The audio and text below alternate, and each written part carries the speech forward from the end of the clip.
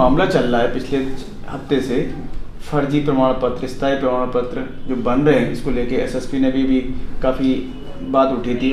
जो फैजान नाम का एक व्यक्ति है, तहसील का आरआई की तहसील में आरआई नवीस के पद पे है और उसने तमाम घोटाले कर दिए, तमाम लोगों के प्रमाण पत्र बना दिए, उसको लेके क्या क्लियरिफिकेशन? मेरे द्वारा यहाँ पर तहसीलदार हल्द्वानी के पद पे ज्वाइनिंग की गई थी और लगातार कुछ जब प्रमाण पत्रों की जांच की गई तो कुछ फर्जीवाड़े पाए जा रहे थे, जिस पर एक प्रकरण माननीय आयुक्त महोदय के यहाँ सूचित था, जिसमें जांच के दौरान ये पता लगा कि एक व्यक्ति है फैजान करके, वो अपना एक सीएससी का संचालन करते हैं। जब पता किया कि आप अपनी सीएससी आईडी और सब कुछ उपलब्ध कराएं तो वो कोई भी कागज़ उपलब्ध कराए देने में असमर्थ रहे और देखा ये गया कि उनके द्वारा कोई व्यक्ति का डॉक्यूमेंट बनाना है तो उसकी सिटीजन लॉगिन आईडी क्रिएट करते हुए अन्य लोगों के आवेदन किए गए और किसी अन्य व्यक्ति के सेम नाम के सेम वल्दियत के कागज़ किसी दूसरे के उसमें अप्लाई करते उसके डॉक्यूमेंट फर्जी तरीके से वो प्रमाण पत्र जारी करवा दिया। तत्काल संज्ञान लेते हुए ऐसे प्रमाण पत्र को तुरंत यहाँ से मेरे स्तर से निरस्त किया गया और माननीय आयुक्त महोदय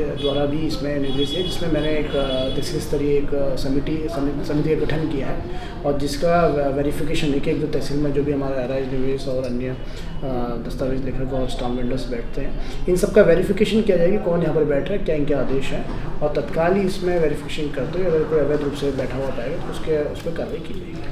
कुलदीप जी, एक आशंका ये भी तो जताई जा रही है क्योंकि लंबे समय से कर रहा था, मेरे ख्याल से सालों हो गए थे, तो उसने कई बना दिए होंगे उसको चूँकि इसकी कोई ऐसी आईडी तो है नहीं, अपनी कभी सीएससी आईडी की है नहीं, तो ये बताया जाना संभव नहीं है कि उसके द्वारा कितने प्रमाण पत्र बनाए होंगे, परंतु उससे पूछताछ करते हुए लगातार हम पिछले इस क्षेत्र में जितने भी डॉक्यूमेंट जारी हुए हैं उन सबको स्कैन करते हुए रडार में रखते हुए उन सबकी जाँच पुनः करेगा। कोई भी यदि फर्जी प्रमाण पत्र पाया जाएगा तो उसको तत्काल उसका निस्तीकरण करेंगे। सर, एक आखिरी सवाल, इसको लेके आप लोग चेकिंग अभियान चला रहे हैं क्या, और फर्जी ना बैठा हो इसको लेके, मतलब हाँ, ये एक बार चेक होगा तहसील कैंपस के अंदर क्या कोई फर्जी व्यक्ति किसी प्रकार से अन्य रूप से तो अंदर निवास नहीं कर रहा है या अन्य कोई फर्जी आईडी लेके तो नहीं बैठा है, तो उसका एक सत्यापन ड्राइव हमारे द्वारा की जानी, जिसमें सिटी मजिस्ट्रेट साहब, एसडीएम साहब और तहसील स्तरीय 10 लोगों की समिति बनाएगी, जिसमें एक एक के कागज़ और एक एक के डॉक्यूमेंट्स उसको वेरीफाई किया जाएगा। अगर फर्जी डॉक्यूमेंट पाए जाते हैं तो संबंधित पर कार्रवाई भी की जाएगी। सर, कि अंदाजन हम मतलब एक जानकारी के लिए चाह रहे थे, मतलब कितना यहाँ पे आरआई निवेश होंगे?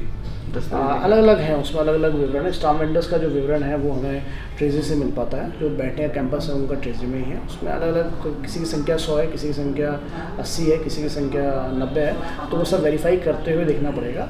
और ये भी सुनने में आ रहा है कि कई लोग क्या कहते हैं, उनका वेरिफिकेशन तो यहाँ तहसील में बैठने का, पर तो यहाँ ना बैठे कहीं और बाहर बैठ रहे हैं। अच्छा सर, एक मतलब ये टेक्निकल बात, मतलब इन लोगों को क्या क्वालिफिकेशन और क्या मतलब इनका मापदंड रहता है कि वो तहसील में बैठ जाएँ, आरआई निवेश और इस तरह का काम कर सके? सीट की वैकेंसी के अकॉर्डिंग और कैंपस की सीट के अनुसार, और यदि ये आवेदन करते हैं और पढ़े लिखे हैं और तो इनको सबके अनुसार इनको आवेदन प्राप्त हो जाता है। ऐसे पब्लिक नोटरी होते हैं, नोटरी वो डीजे साहब के यहाँ से हम रिपोर्ट बनाते हैं, शासन को जाते हैं और डिस्ट्रिक्ट जज साहब जो हमारे रहते हैं उनके आदेश के क्रम में इनको लाइसेंस प्राप्त होता है और फिर ये अपना बैठना सुनिश्चित करते हैं, जो हमारे पब्लिक नोटरी होते हैं। स्टाम्प वेंडर्स के लिए जिलाधिकारी महोदय से अनुमति प्राप्त लेने के उपरांत इनको एक लाइसेंस निर्गत होता है और उसके उपरांत ही हम इनको बैठने का स्थान देते हैं।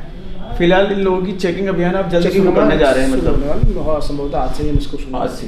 ठीक सर, डीएम साहब के लगातार अभी बीच में निर्देश जारी हुए थे, डीएम रयाल जी जिन्होंने आते ही सबसे पहले निर्देश दिए थे, जितने भी बड़े डिफ़ॉल्टर हैं शहर में खासकर और बड़े डिफ़ॉल्टर, उन पर शिकंजा कसा जाए, उनका नाम सार्वजनिक किया जाए, और उसको लेके क्या प्रक्रिया चल रही है एज ए तहसीलदार आपसे?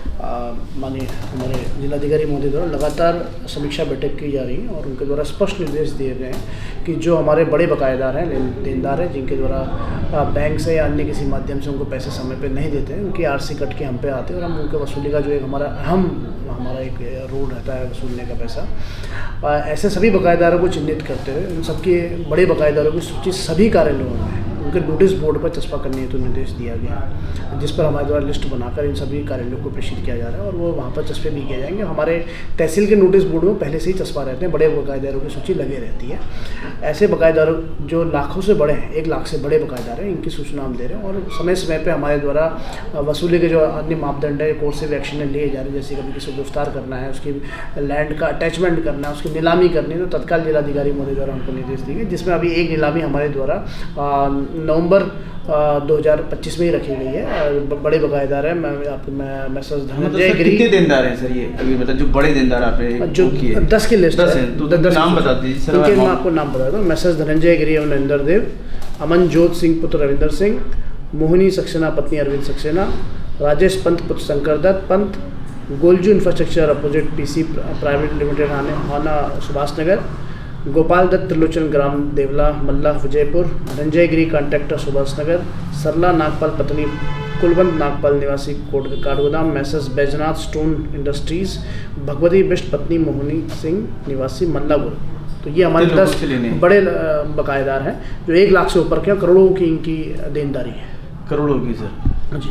एक ही आरसी हमारी जो मैसेज धनंजय गिरी उनकी 3 करोड़ से ऊपर की है। अरे ये पेंडिंग कब से चल रहे हैं मामले?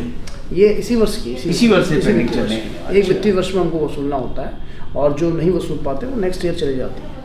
फिलहाल ये भी नए हैं? ये तो सारे नए सारे। साथियों, अभी हमारी तहसीलदार कुलदीप जी से बात हुई और लगातार प्रयास जारी हैं। डीएम के आदेश के बाद तेजी आ रही है। फिलहाल ये 10 लोगों की लिस्ट है जिसमें करोड़ों रुपए हैं लेने। एक ही व्यक्ति से 3.5 करोड़, दूसरे व्यक्ति से 1.5 करोड़, इसी तरह की तमाम लिस्टें देख सकते हैं आप। और इसको लेके आज हमारी बात हुई है।